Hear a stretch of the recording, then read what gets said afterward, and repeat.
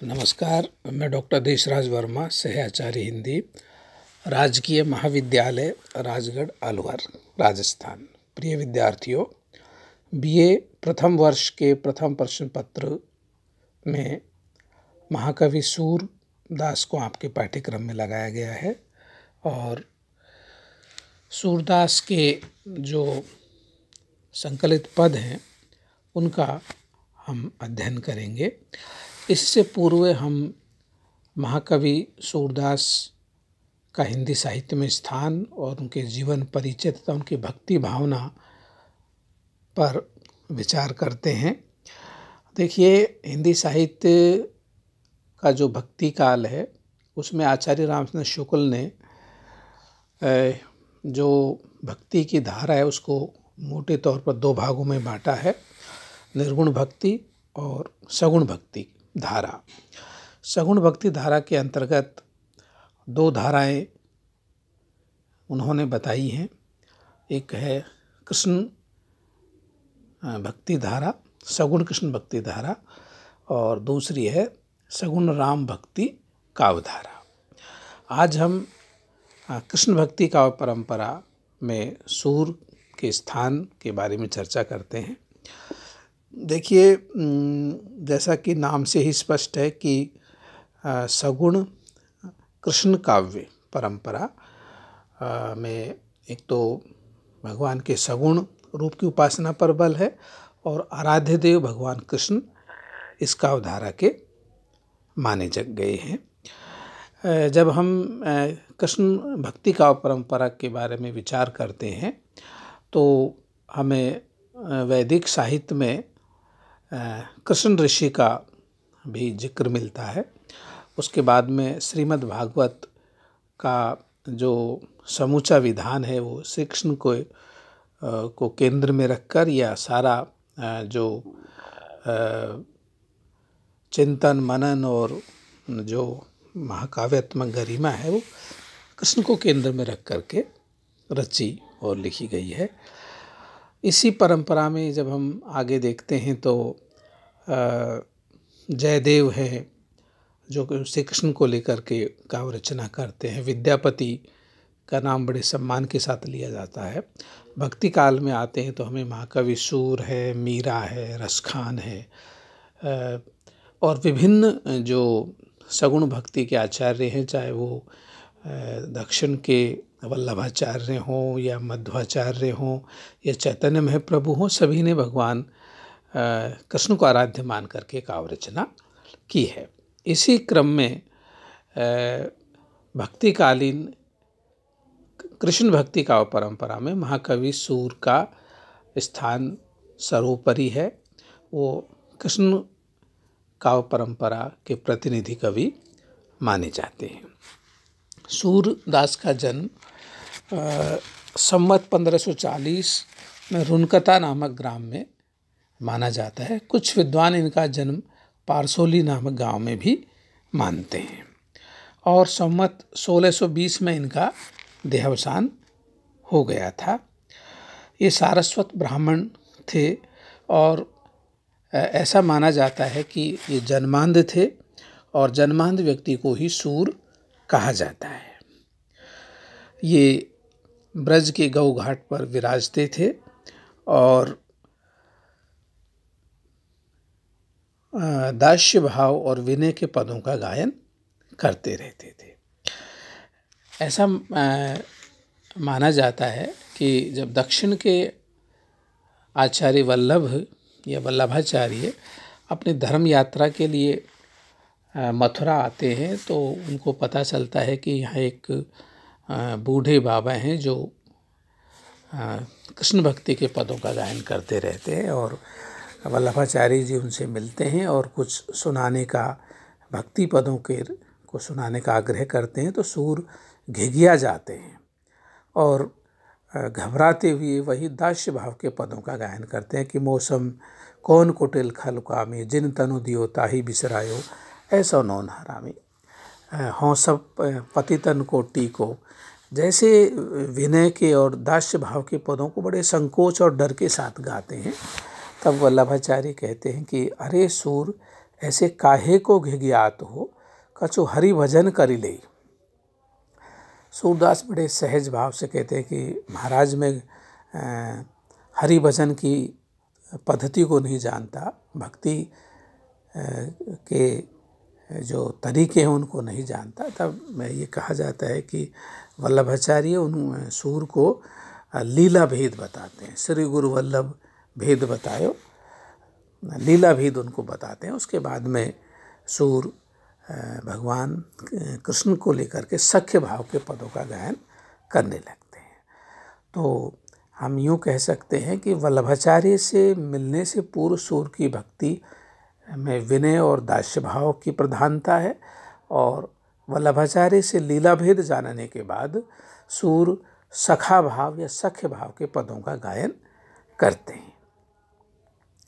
इसके अतिरिक्त जो समझने की बात है, अगर हम एक ही शब्द में या एक ही वाक्य में पूछें कि सूर की भक्ति किस भाव की है, तो हमें सखा या सख्य भाव ही लिखना चाहिए और बताना चाहिए। जहाँ ऑब्जेक्टिव टाइप के प्रश्न हो तो वहाँ हमें सख्य भाव या सखा भाव ही लिखना चाहिए, बताना चाहिए। अब हम सूर के रचना काल और इनकी रचनाओं के बारे में चर्चा करें तो सूर की 3 रचनाएं प्रमुख मानी जाती हैं। एक तो सूर सागर है, ये कहा जाता है कि इसमें 1.25 लाख पद थे, लेकिन अब धीरे धीरे समय के साथ वो पद लुप्त होते गए और कुछ 100 पद अब उपस्थित या मिलते हैं। इसके अलावा सूर सारावली इनकी एक रचना है जो ब्रज भाषा में लिखी गई है। सूर सागर भी ब्रज भाषा की रचना है। सूर सारावली में कहते हैं कि सूर सागर का सारांश या श्रीमद् भागवत का अनुवाद, ब्रज भाषा में अनुवाद को लेकर के लिखा काव्य भी माना जाता है। एक इनकी रचना साहित्य लहरी है जिसमें सूर की विद्वता झलकती है, उनका पांडित्य दिखाई देता है और कूट पदों की रचना इसमें करते हैं। तो इस तरह हम सूर की 3 रचनाएं मानते हैं, सूर सागर, सूर सारावली और साहित्य लहरी इनके प्रसिद्ध काव्य ग्रंथ हैं। देखिए, सूर ब्रज में गौ घाट पर श्रीनाथ जी के मंदिर में रहकर कृष्ण की भक्ति में तन्मय होकर नित्य नए पदों का गायन करते और ये कहते हैं कि प्रतिदिन सूर एक पद की रचना करके भगवान कृष्ण के चरणों में निवेदित करते थे। सूर के जब हम काव्य की बात करते हैं तो उनमें हमें बाल लीला, रूप लीला, माधुरी, मुरली महिमा, श्रृंगार के संयोग पक्ष और वियोग पक्ष के पद, विनय के पद, भ्रमर गीत के पद, जैसे बहुत सारे विषयों को लेकर के सूर भक्ति पदों की रचना करते हैं। बाल कृष्ण की लीलाओं को लेकर सूर ने जो वर्णन किया है उसको लेकर के आलोचकों ने, आचार्य शुक्ल ने इन्हें वात्सल्य रस का सम्राट कहा है और बाल चेष्टाओं का या ये कहें कि बाल मनोविज्ञान और मातृ हृदय का स्पंदन या मातृत्व के मनोविज्ञान और बाल मनोविज्ञान को लेकर सूर ने छोटी से छोटी बातों को या कहें कि इनकी सूक्ष्म वृत्तियों को लेकर के बहुत ही सुंदर पदों की रचना की है। आचार्य शुक्ल तो यहाँ तक कहते हैं कि सूर अपनी बंद आँखों से श्रृंगार और वात्सल्य का कोना कोना झांकाए हैं और आगे आने वाले कवि, अगर कोई भी कवि बाल लीला वर्णन से संबंधित पदों को अगर लिखेगा तो सूर की जूठन मात्र लगेगी।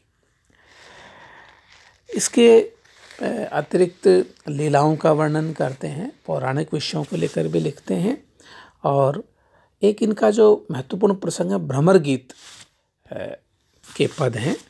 भ्रमर गीत के पदों की जब हम बात करते हैं तो ये वो 200-300 पद हैं जो आचार्य शुक्ल ने उनको संपादित किया है भ्रमर गीत सार के नाम से। इन पदों में उद्धव और गोपियों के संवादों के जरिए सूर निर्गुण का खंडन करते हैं और सगुण प्रेम की स्थापना करते जान पड़ते हैं। ये कहें कि सूर का सगुण के प्रति उनकी जो एक निष्ठा है और सगुण भक्ति को स्थापित करने की जो ललक है, वो हमें ब्रह्मगीत सार में देखने को मिलती है। सूर की गोपियों की वाग विदग्धता, उनकी हाजिर जवाबी, स्त्री मनोविज्ञान, लोक जीवन की छटा, प्रकृति चित्रण, ब्रज संस्कृति का चित्रण, पशुपालन संस्कृति का चित्रण, बहुत सारे प्रसंग हैं जो हमें भ्रमर गीत के पदों में देखने को मिलते हैं। इसके अतिरिक्त एक प्रसंग जो महत्वपूर्ण है, जिसका यहाँ उल्लेख करना जरूरी है, सूर अष्टछाप के शिरोमणि कवि भी माने जाते हैं कि भगवान कृष्ण की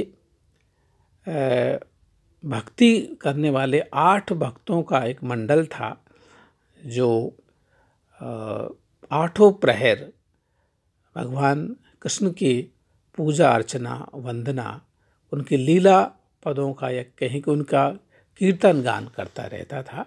ये 8 जो भक्त कवि थे, इन्होंने अपने अपने शिफ्ट के हिसाब से ये लोग भजन कीर्तन करते, 8 याम ये भगवान कृष्ण के पदों का गायन करते थे। इसलिए इन 8 कवियों के, भक्त कवियों के मंडल को अष्टछाप या इन्हें अष्टछापी कवि कहा जाता है।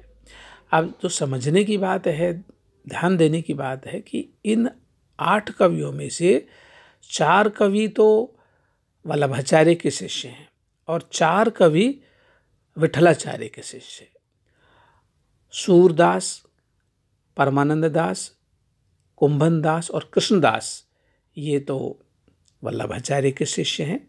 इसके अलावा गोविंद स्वामी, चीत स्वामी, चतुर्भुज दास और नंददास, ये 4 कवि विठलाचार्य के शिष्य माने जाते हैं। और अष्टछाप की स्थापना भी विठलाचार्य के द्वारा ही की गई थी और ये विठल आचार्य ये वल्लभाचार्य के सुपुत्र थे। ऐसा कहा जाता है कि जब सूर मरणासन थे, मृत्युशैया पर पड़े हुए थे, तब विठलाचार्य ने कहा था कि भक्ति मार्ग को जहाज जात है, जाहे कछु पूछ लेन होय सो पूछ ले। मतलब ब्रज भाषा में कहा कि ये पुष्टि मार्गी भक्ति का जहाज, सूर को पुष्टि मार्गी भक्ति का जहाज भी कहा जाता है कि ये जहाज अब समुद्र में जाने वाला है, जिस किसी को भी कोई जिज्ञासा हो, पूछना चाहे तो इनसे पूछ सकते हैं। अब इस जो कथन में हमें सूर के महात्म्य का हमें पता लगता है कि सूर का अष्टछाप में कितना बड़ा स्थान था। सूर की भक्ति भावना की बात करें तो सूर की भक्ति भावना रागानुगा भक्ति के अंतर्गत आती है। 2 प्रकार की भक्तियों का चित्रण हमें यहाँ मिलता है। शास्त्रीय दृष्टि से सूर रागानुगा भक्ति में आते हैं, क्योंकि भक्ति के 2 स्वरूप बताए हैं, नवधा भक्ति और रागानुगा भक्ति।